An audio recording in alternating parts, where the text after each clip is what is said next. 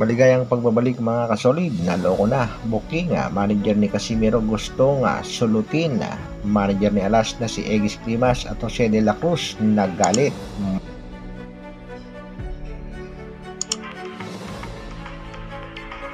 Para sa ating unang balita mga kasolid, iba talaga ang kalidad nitong si Bob Arum ng Top Rank Promotion napakatikas talaga mga kasolid.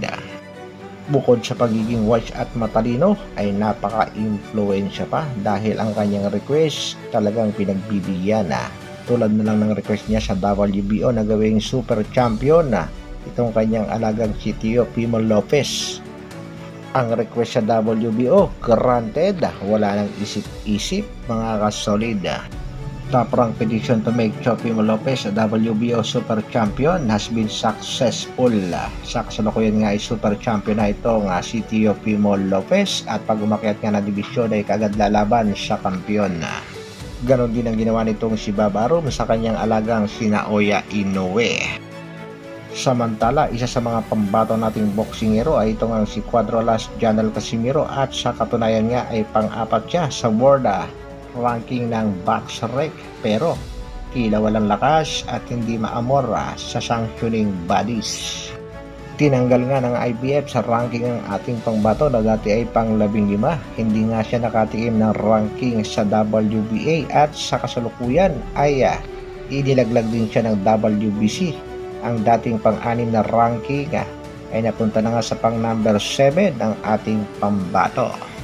Pagdating naman sa ranking ng WBO ay nananatili pangatlo ang ating pangbatong si Cuadro Alas. Hindi nga siya mailaglag ng WBO dahil siya ang kasalukuyang global champion. Isa pa dyan mga kasolid ay medyo malakas din ito si Egis Climas dito sa World Boxing Organization. Yan ay nang dahil sa kanyang kaibigan ang CEO ng Top Rank Promotion na si Bob Arum. Kung wala si Climas, siguradong ilalaglag din ng WBO itong ating pangbato si Angas ng Pinas. Sa kabilang balita naman mga kasolid, Donaire Copol nagpakita ng pagsuporta dito kay Stephen Dudas. Yan nga ay patungkol sa pag-alis ni Dudas sa kampo nitong si Casimiro. Sa kadahilan ng tila na baliwala itong si Dudas ng team Casimiro.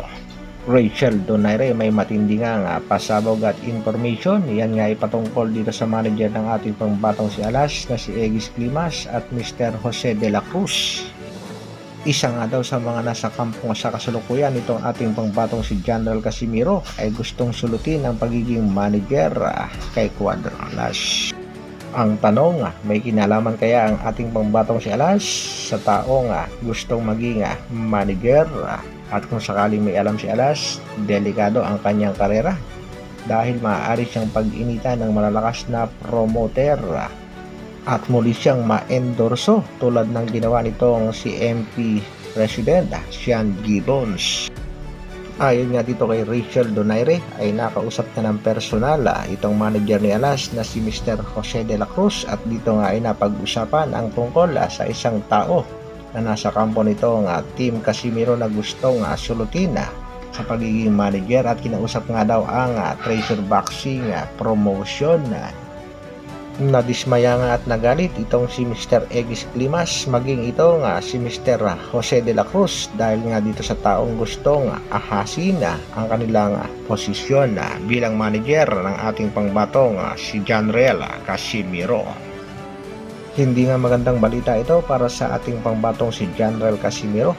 Kayo mga kasolid, sino sa palagay nyo ang taong gustong sumulot sa pwesto ng mga manager ng ating pangbatong si Alas at ay pag-usap sa mga promoter? At para sa ating pangbatong si Alas, maging maingat sa pagdidesisyon.